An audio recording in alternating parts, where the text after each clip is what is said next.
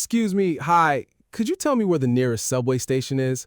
I'm running super late and the app's totally dead, and I can't figure out whether to go left or right from this intersection. What? The subway. Do you know where it is? I, I don't, um, Never mind, thanks. okay. Sound familiar? We've all been there. Welcome to Let's Talk English. I'm Jeremiah. And I'm Michelle, and today we're talking about one of the most stressful moments for English learners, when your mind just completely goes blank. The freeze, the panic, I studied English for 5 years and right now I cannot remember a single word moment. Yes, that exact moment. But here's the good news. By the end of this episode, you're going to have the exact words to handle it, and you're going to feel so much more confident. Let's go. Okay, so let's rewind. That scene you just heard, that was Jeremiah playing a native English speaker on the street. Super fast, super casual. And I was playing the English learner who just froze. And honestly, it happens so easily. Native speakers don't realize how fast they're talking. They string words together, they drop sounds, they use contractions. I'm running super late becomes like one long blur of sound.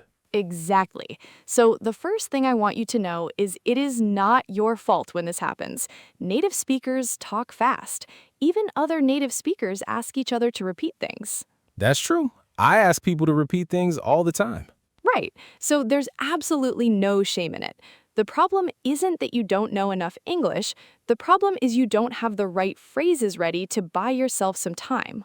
And that's exactly what we're going to fix today. We've got 5 key phrases for you. Phrases that real native speakers actually use every single day.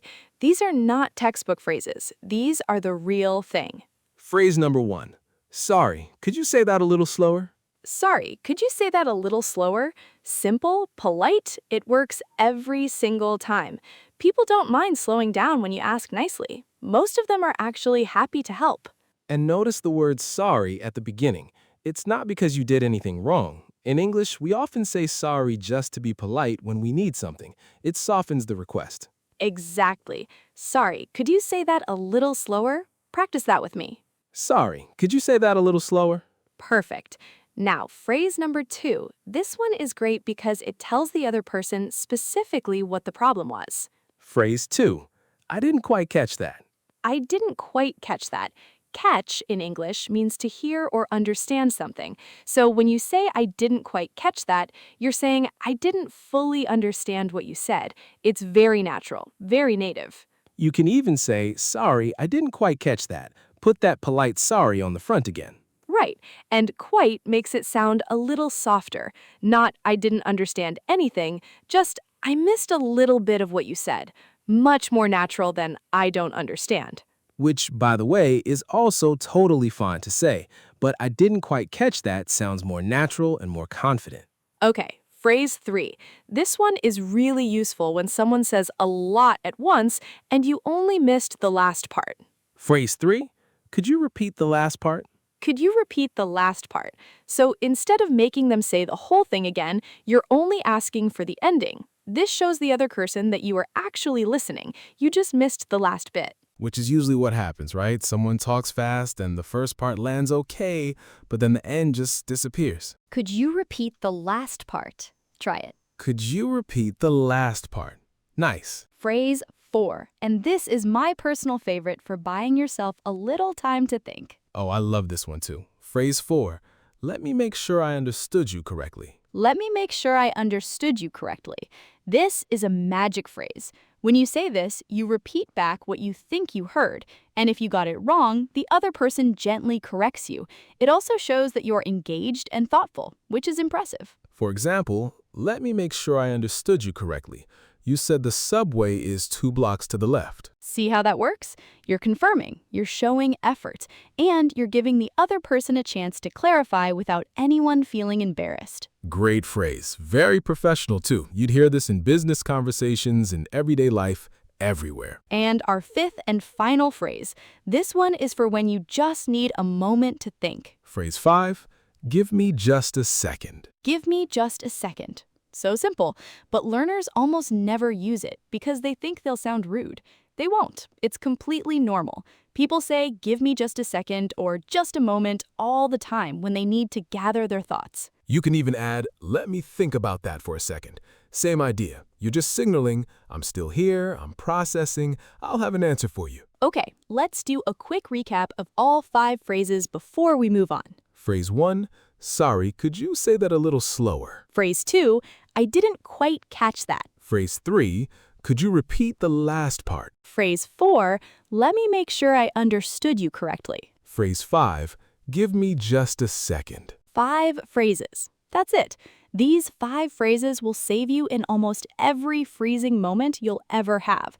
Write them down, put them on your phone, make them part of your brain. All right, now we're going to replay that opening scene from the beginning, but this time we're going to go slowly so you can really hear what was happening. And I'm going to show you the better response this time, using our phrases. Ready? Let's do it. So, "Excuse me, hi, could you tell me where the nearest subway station is? I'm running super late and the app's totally dead." Oh, sorry. Could you say that a little slower? Of course. "I need the subway. Do you know where it is?" Give me just a second. The subway. Let me make sure I understood you correctly. You need the subway station? Yes, that's right. Okay, I think it's about 2 blocks that way, past the coffee shop. Amazing. Thank you so much. No problem. Good luck. And that's it. That's how it works. She used 3 of the 5 phrases right there. "Could you say that a little slower?" "Give me just a second," and "Let me make sure I understood you correctly." And did I sound rude? Did I sound incompetent? Not at all. You sounded polite, calm, and confident. And that's the goal. You don't have to be perfect. You just have to keep the conversation moving. Okay, now we're going to raise the stakes a little. This time, we're putting you in a different situation, one that's actually harder for a lot of learners. Instead of a casual street interaction, this time we're at a coffee shop, and the barista's giving you a complicated order confirmation, really fast, and with a lot of details. This one trips people up because you feel like you're holding up the line. The pressure.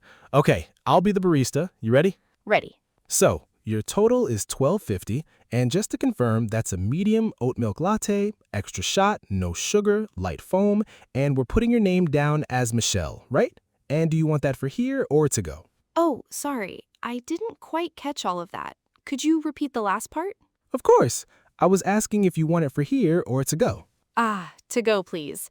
And let me make sure I understood you correctly. It's $12.50 for the latte, right? That's right, $12.50. Perfect. Thank you. See that?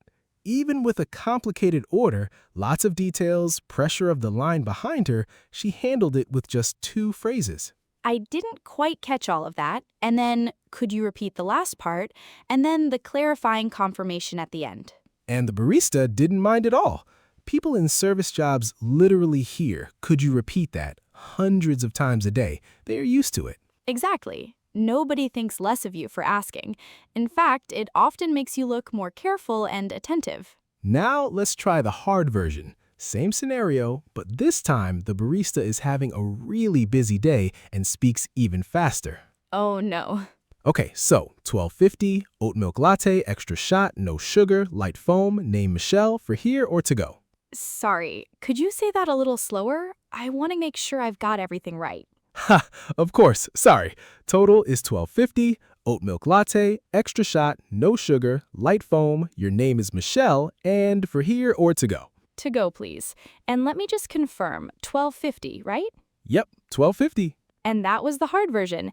Even when it feels impossible, just use the phrases. One phrase is all you need to completely reset the conversation. You know what I love about this? The phrases don't just help you understand, they actually make the other person slow down and be clearer, so everyone benefits. It's like a superpower. You're not just surviving the conversation, you're actually improving the quality of the conversation. Okay, before we wrap up, we have a question for you, and we genuinely want to know your answer, so please leave it in the comments. Here it is. What is the situation where you freeze the most when speaking English? Is it at work, on the phone, with strangers on the street, at a shop or restaurant? Tell us in the comments, and if you want, tell us which of the 5 phrases you're going to try first. We read every single comment, and sometimes we even make episodes based on what you tell us, so your answer could literally shape our next video. Which, speaking of, if you liked this episode and you want more practical, real-life English practice like this, make sure you hit subscribe. We put out new episodes every week. And if you know someone who's learning English and tends to freeze up, send this to them. Seriously, it could be the thing that changes their confidence. All right, let's do a final quick recap. 5 phrases to save you when your mind goes blank in English. 1. Sorry, could you say that a little slower? 2. I didn't quite catch that. 3. Could you repeat the last part? 4. Let me make sure I understood you correctly. 5.